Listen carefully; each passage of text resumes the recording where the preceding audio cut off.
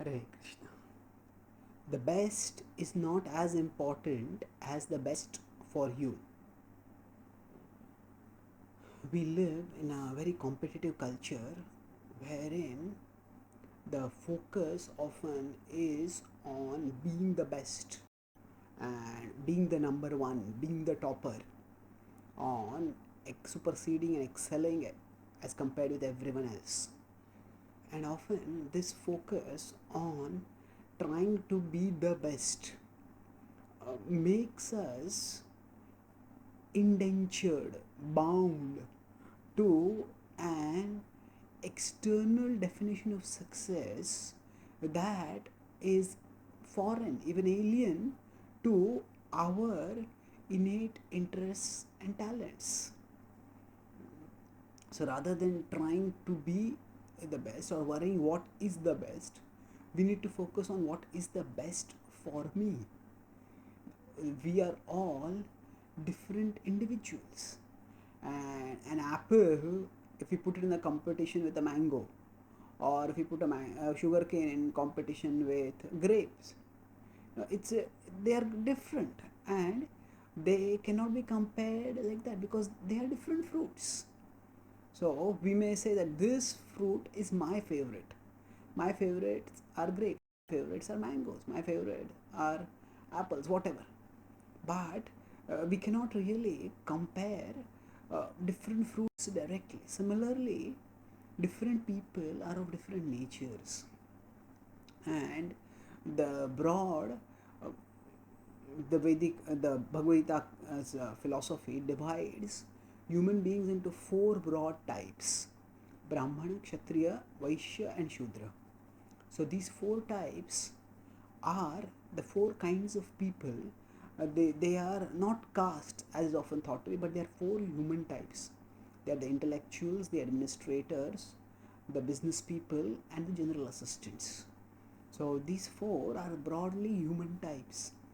And if one particular type is glamorized and is considered to be the successful, considered to be the standard of success, then that does injury to people who are not in whose nature does not gel with that particular definition of success. So for example, in today's world, say wealth is considered to be a defining characteristic of success, where the wealthy are considered to be successful.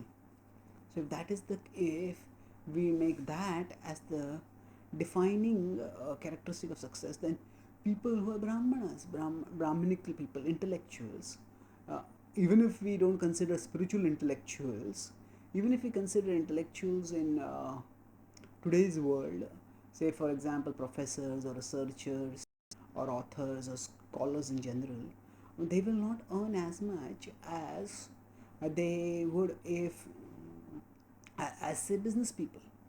And at the same time, they try to become very commercialized, very money centered in their approach, then they will end up not doing justice to their vocation. Intellectual work also, it's not that intellectuals are meant to live in poverty, but money is not the primary purpose of the life of intellectuals.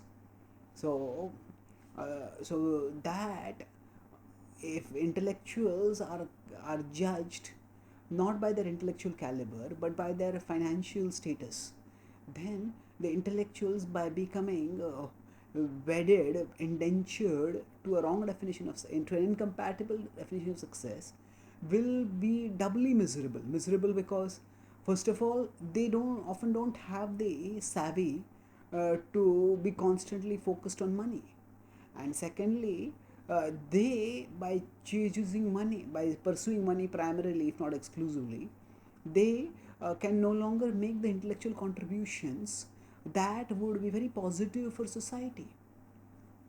So the intellectuals need to focus on what is the best for me, not what is the best, but what is the best for me. And the Bhagavad Gita points to this when it says Shreyan Swadharmo Viguna Paradharma Sanushtitat. So Swadharme Nidhanam Shreya Paradharmo Bhayavaha. That acting according to our nature it's far preferable to and even embracing defeat or destruction in that while acting according to nature is far preferable to acting according to someone else's nature. Because when we act according to someone else's nature, neither can we gain satisfaction nor can we make any substantial distinctive contribution. But when we act according to our own nature, we can both gain inner satisfaction and we can make tangible outer contribution. So rather than letting our lives be determined by some external conception of what is the best, we can, by understanding the broad human types as explained in the Bhagavad Gita, and by observing our own nature, choose a course of action that is the best for us, and thereby we can optimize our satisfaction and contribution. Thank you. Hare Krishna.